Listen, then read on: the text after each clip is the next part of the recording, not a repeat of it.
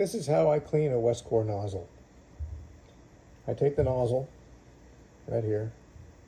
I put it in the socket that I left you guys at the lab. I have one here too. I insert the Allen wrench into the retainer. The retainer is what holds the mixing head in place. You got to push on it a little bit. It should be nice and tight.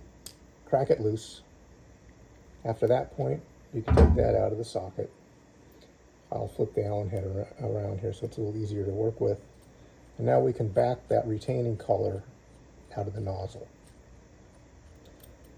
This is the retaining collar, and it holds back the mixing head, this little piece that's inside. First thing we want to do is clean the orifice of the nozzle, and for that you use the Wescor cleaning wire. I take that and feed it in through the back of the nozzle till it comes out the front.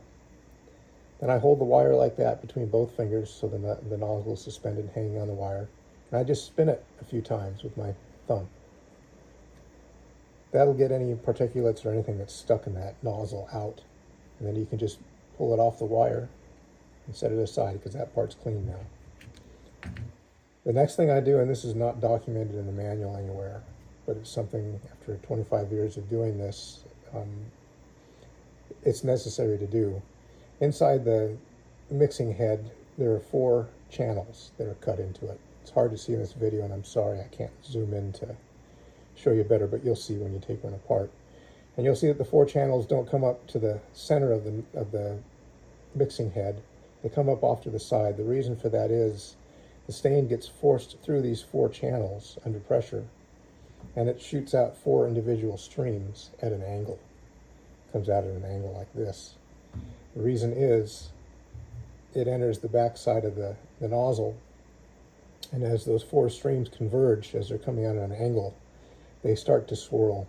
They make a spinning, rotating spray that comes out of the end of the nozzle. That's what gives you the cone shape that sprays the slides evenly, and why it's important that the channels in this mixing head are cleaned out. You can try soaking them or sonicating them in the Wescor cleaning solution. That might get it out just fine. But one thing I've done over the years that solves the problem definitely is to take a razor blade. This is the reason I don't show people this, because this razor blade is sharp. You're holding this in your hand, you could cut yourself quite easily, so please be careful. But I take the razor blade and I put it inside the channel, and then I just run it up and down each side very lightly. I don't push pressure down on the razor blade hardly at all, because I don't want to scratch or damage the inside of this groove in the mixing head. I just use it to push up one side, then I'll push the blade over to the other side and push up that way as well. And if there are any particles of stain that have accumulated in the tip area where this comes out, and this is where this usually happens, the razor blade will push them out. And you just rotate it around, and you do that for all of the other channels until they're clean. After that point, it's okay to put the nozzle assembly back together. Put the mixing head into the retainer, put the Allen wrench underneath, and I use my thumb there to hold that up. The units themselves came with a Allen head wrench to do this originally, and it has a little retaining collar on it. That holds this retainer up so you don't have to do it with your thumb, but it's not that big of a deal.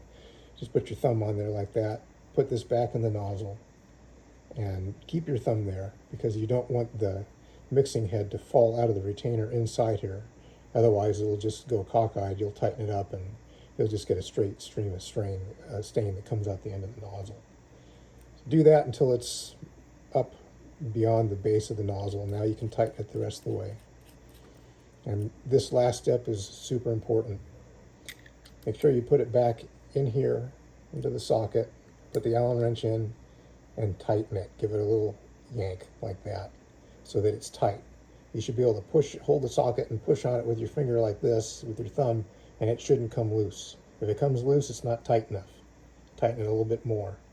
It is vitally important that the mixing head that we just put back in here is set or seated up against the inside of this nozzle. If it's not going to mix correctly, and you're going to get a very poor spray pattern that comes out the end of the nozzle.